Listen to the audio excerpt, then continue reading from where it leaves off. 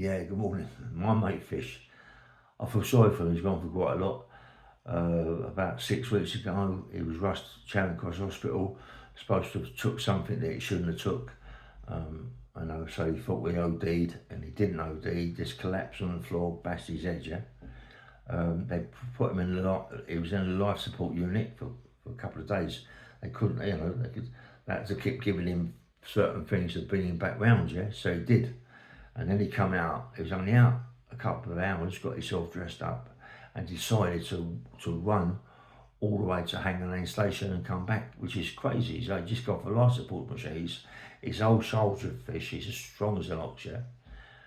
So anyway, the day before yesterday, his mate Terry Oakway and my mate from Lavender Grove, Notting Hill, comes to see me, yeah, with his wife. And we're talking and all of a sudden the phone goes and they can't get through to the phone, it keeps going off. So all of a sudden the phone rings again and Terry Oakway's wife's phone back and it's Fish. But we can hear him on loudspeaker, and what he's done, he's fell out of bed. He's fell out of bed and he lives in a studio flat where the bed's quite high here. It slides out the wall, you know. Not slides actually out the wall, but it slides out, yeah. But he's fell out of the bed, he ain't pushed the, but anyway, he's fell out of it. And as he's fallen out to break his fall, he's pulled this wire, and the wire is attached to a microwave. As he's pulled it, the microwave's come right along. As he's on the floor, the microwave, boom, is hit him on the head, and he's got a little bit of concussion. And so anyway, his neck's in a bad way. So they took him to Charing Cross, or it was Hammersmith Hospital. I took him there he was in there for another day and a half, yeah. You know, but Fish is an old soldier. He come out, you know, he just said, oh, I've had enough, you know. Just come out, and the next day he's gone to Terry's and feels a bit woozy. So I thought I'm going to go on another kip. He goes on another kip, and what happens again? He collapses. He collapses and he can't move. He can't move his neck, he can't move his neck, he's in a right bad way. And it just can't, he can barely talk. You know, his neck's in a really, really bad way. It looks like it's something to do with the spine now, that maybe when he had that fall with the microwave and all that bump on the head, you don't know, it's done his spine. Anyway, he's, can't phone no one. At that time in the morning, he's in a bad way, yeah? It's like 2, 3, 4 in the morning. So he decides he can't sleep, in a bad way, he can hardly choke, he can hardly breathe. He phones the ambulance up and he explains the situation, and they said to him they're going to be an hour and a half. An hour and a half?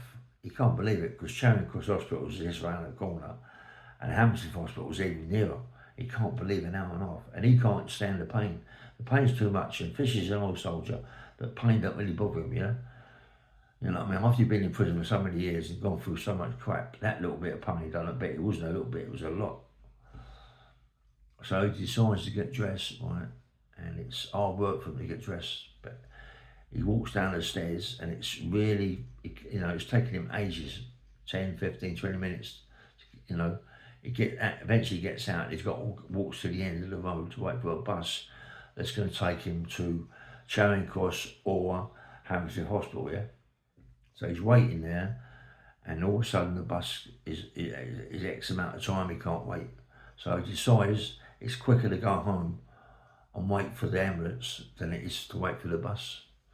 So as he walks near his house, he notices there's a fire motor outside his house, yeah? Fire brigade. He can't make out what it is, and next to the fire brigade is an ambulance. And what it is, they're trying to get the door, smash the door down, and Fish is going, oh no, and it's and they think he's a nut, you're not drunken or something. He's Fish, isn't it? You are me, and not like, anyway, they nearly smashed the door down, you know, and then the ambulance takes Fish to Charing Cross Hospital, and he's in a bad way. So they give him pills to calm him down and to take the pain relief away. So this morning, about 6 o'clock, my phone rings.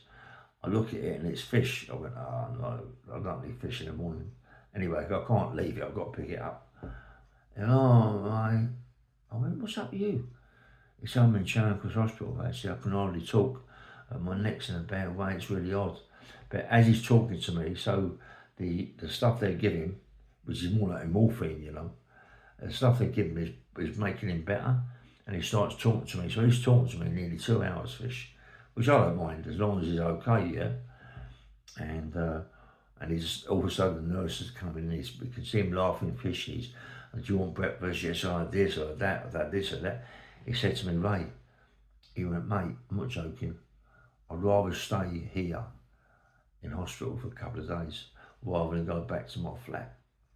His flat is old-fashioned, a studio flat, and the windows, not double glazing, it's the old wood windows, very thin glass, and it's absolutely bitter. It doesn't matter how much heating you put on the gaff, it's freezing, yeah? So Fish would rather stay in the hospital and rather come home, but I've not heard nothing since what's happened to Fish, yeah? I've not heard nothing at all, not one thing I've heard yet. So I'm hoping now that he's okay, you know what I mean? But I got a funny feeling that they're going to keep him in, you know, because this is the third time now that he's been to Charing Cross Hospital, you know, and being that he was ill before, he was found in the road and all this happening under the influence of drugs or drink, yeah. And now, then before that, something else happened. We was took in hospital. They kept him there for a day and a half, and now this, with a big bump on his head, it could be something to do with that as well, and the fall and all this, that and the other, and what happened before in the road when he collapsed. So I've got a funny feeling they're going to keep him in there, but he sounded really, really well. But it's the morphine, isn't it? It's the morphine they give him, you know what I mean? So I've been trying to get hold of him and I can't get hold of him. So I've got a funny feeling that they're gonna just knock him out, you know? Because as I said, he's an old soldier, Fish, and he wants to stay there because his place is so fucking cold. He can't be there, yeah? And he needs to get out of that place. They've given him 2 months to get out or 6 weeks to get out. They're going to sell it or something. I said to Fish, you know, listen, they might put you in one of those, you know, old people's homes. You know what I mean? He went, no. I said, I'll tell you. They've been knocking on your door, Fish, for sugar and milk and tea bags and all that. He said, no, leave me out. So I'm a bit worried about him now. As I said, I can't get hold of him. I just hope he's okay, you know, but he had a big bump on his head, you know, and I think it's the microwave smashed him to pieces, and he don't know, as you say, he don't know, he's strong, and he won't really tell him the truth, is what's going on, but he has to now, because they're going to find out anyway. I should imagine they took him for an x-ray. I think they must knock Fish out, you know, they must knock him out and find out what's actually wrong with this geezer, because I think it's something seriously bad with him, mate, seriously wrong. Anyway, bang bang rail, anybody knows Fish, he's in Charing Cross Hospital, find out how he is, yeah? But if you can get there, it's even better. I'm a million miles away, yeah? I can't on an airfield, I can't get there, mate, but anybody that can, go and see Fish, yeah? Bang bang rail, nice one.